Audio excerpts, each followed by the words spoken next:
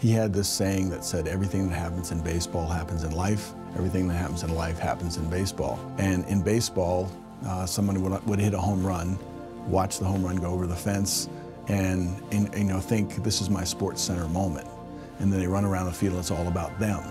An old school value and principle would be, it's not about you. And I think those sorts of values and principles that we lived our lives on, that Dad constantly remembered to teach us about, I think there's a yearning for those old school principles. He wouldn't ask you to do anything that he wouldn't do himself.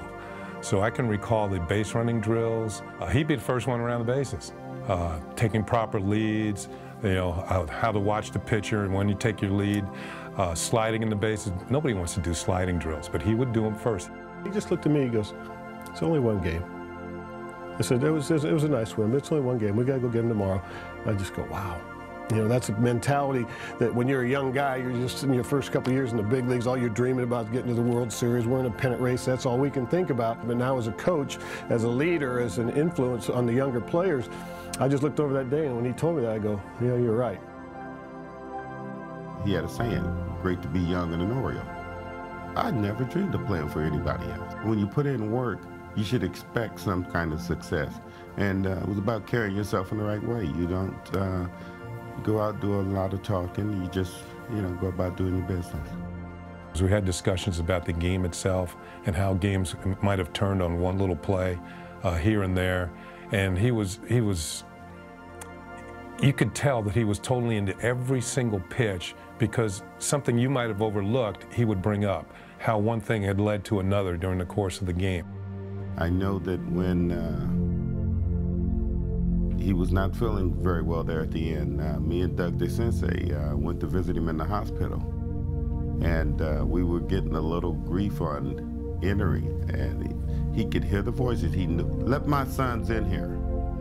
Right away, we were in, but it was, and still we had a chance to visit with him. And I tell you, for the longest, it was tough not tearing when you talked about this man, because you knew he cared.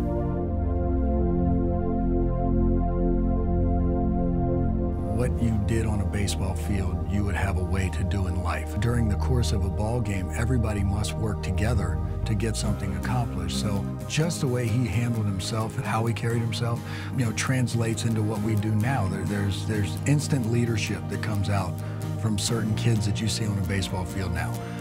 They come to the forefront, the teamwork, the respect, it all kind of blends, and it all started for us on the baseball field, and now we're kind of letting it filter into our everyday life. This is my first time actually playing like baseball in front of people. I've never played in front of people before, but when I was with the Boys and Girls Club, I got some, more experience with it. This was his first opportunity to really go outside of his neighborhood, so I was a little hesitant about him actually participating. He actually was a little hesitant. But once he got to meet the coordinators and the children, he was quite happy and very eager to get up in the morning to go.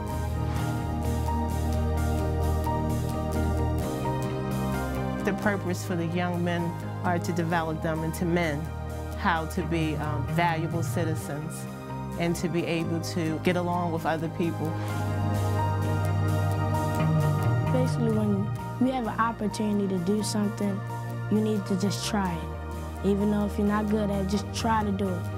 The fundamental legacy of the Cal Senior Foundation is that we were able to communicate a message of need for kids, to get in front of kids, to hopefully partner with everybody else that cares about kids and understands that kids are the future.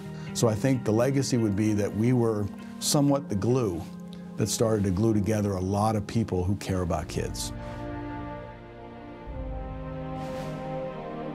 And we know if we can bring them in and we can build them a field that they actually come out there on it and get wowed. They see that there's something out there. We're not trying to breed Major League Baseball players, but if we can give these kids a chance, if we can influence them on making better choices when they go back into their area, then we're doing the right thing. It's just to continue to help these kids have a chance.